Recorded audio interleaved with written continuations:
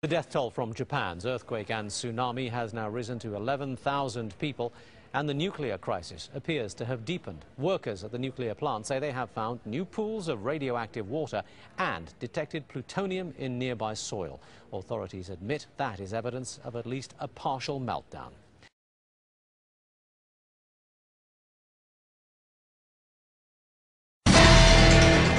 There are new concerns today about Japan's damaged nuclear plant. The temperature's rising in one of those reactors, and radiation levels now are way up at another one. Our CNN's Martin Savage, he joins us from Tokyo. It's past midnight there. Marty, what is the biggest worry right now at this plant? Help us understand what is actually happening today. Well, it's almost one of those where you want to take your pick, but let me bring you the very latest news, and this is perhaps now top of the list of concerns. It's just been confirmed to CNN from TEPCO, those are the operators of the Fukushima facility out there, that plutonium has now been found in the soil on the premises of the nuclear facility. Plutonium could only come from one source, and that would be reactor number 3, because that's the only one that had this MOX, or mixed oxide fuel, and that was a mixture of plutonium and uranium. That's why reactor number 3 had always been the most serious of concerns, because that is the most dangerous of fuels.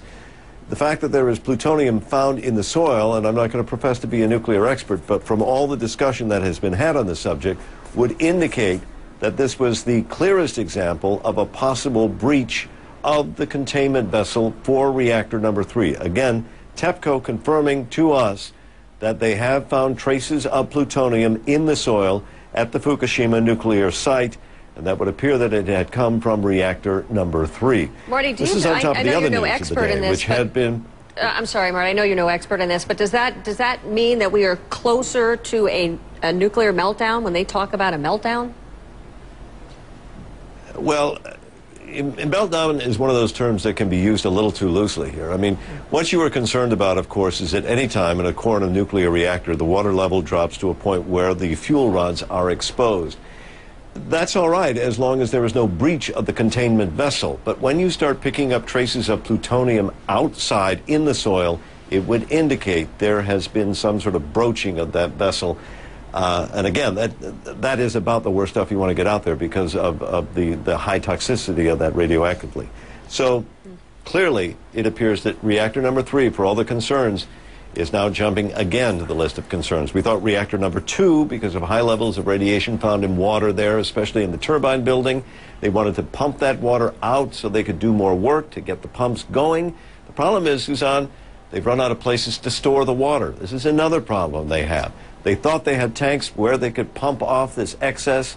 Those tanks are all full. They can't get in and work if there's water down in these areas. It's just one thing snowballing into another, Suzanne. It sounds like it's getting much worse. And I understand that there's now radiation that was found in the ocean about, 360 yards from shore? Do we know if it's from the plant, runoff from the water that's been pumped in? How dangerous is that? Right. Clearly, it's coming from the reactor site. The question is exactly where is it coming from and how is it migrating into the ocean? Some speculation is that the water has now been found in these electrical tunnels. These are very large tunnels. You could crawl through them that run all around the facility. The fact that water has gotten in there, that it's highly radioactive, could imply that that is the way it is somehow traveling into the ocean itself. TEPCO says they really don't know where it's coming from. That's what's so worrisome. They do say it's not a threat to humans, and they also say they don't believe it's a severe threat to sea life because of the half-life it's got in about 8 days. But still, you have to wonder, where is it coming from and how is it getting into the ocean? And until you know that, you can't stop it. Suzanne?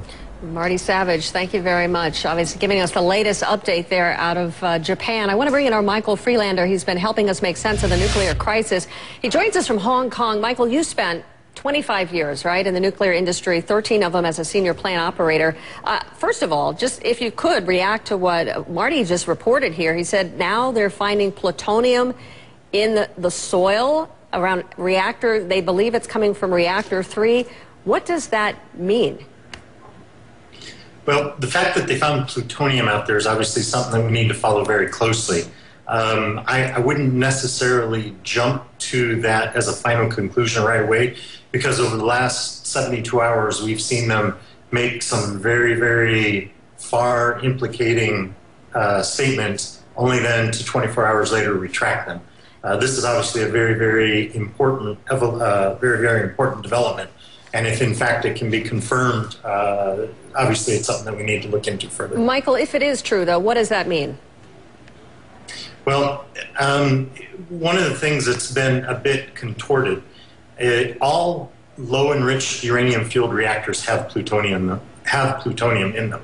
It's part of the nuclear fuel cycle as the reactor operates. How it got out into the soil obviously is the operative question right now. Now, we know that over the course of the last 2 weeks, the reactor operators have been venting steam out of the containment buildings, and that steam has come from the reactor itself. We also have some indication in the Unit 2 reactor that there may have been some degree of fuel overheating, potentially some form of fuel melting. So again, whether or not that plutonium may have come from the spent fuel pool in Unit 3 or perhaps in some of the other reactors, or as a result of the containment venting that has been going on over the days, it's really difficult to tell. But at the end of the day, it really doesn't matter where it's coming from. If it's in fact a confirmed situation, it's something that needs to be taken care of quite promptly. Talk about the radioactive water that we're seeing. What are the options if those storage tanks are full? Where do you put that?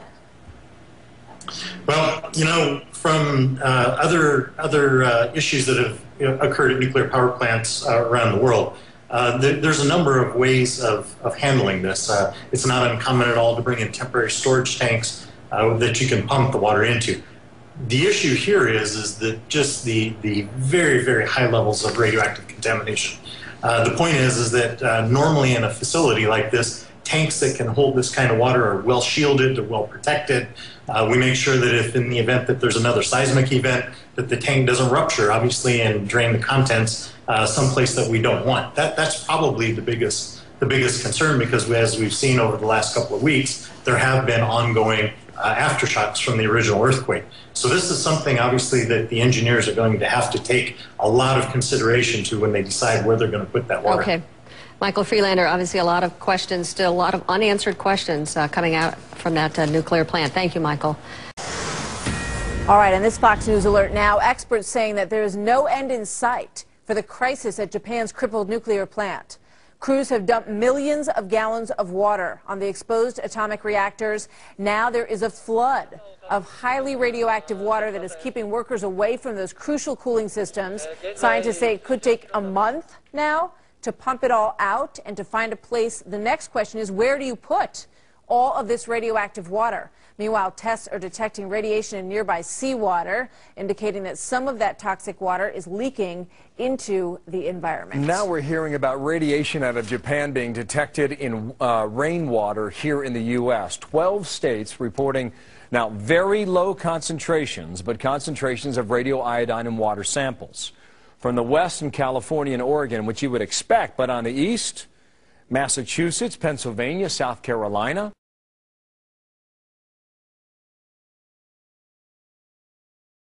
That equipment. But the public is panicking. You know, on the West Coast, people are going to pharmacies and asking for potassium iodide pills, which would cause much more harm than good if you ever took it unnecessarily. It could damage your thyroid, could make you nauseous and vomiting. You could have an allergic reaction to these pills that are supposed to protect you.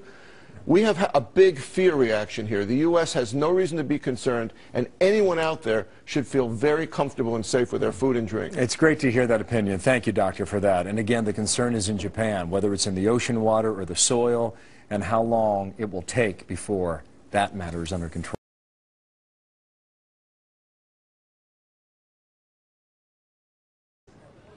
Japan's Nuclear Safety Agency says it's found the highest levels of radiation in seawater near the damaged Fukushima power plant so far. It's been announced 4 of the plant's nuclear reactors will be decommissioned.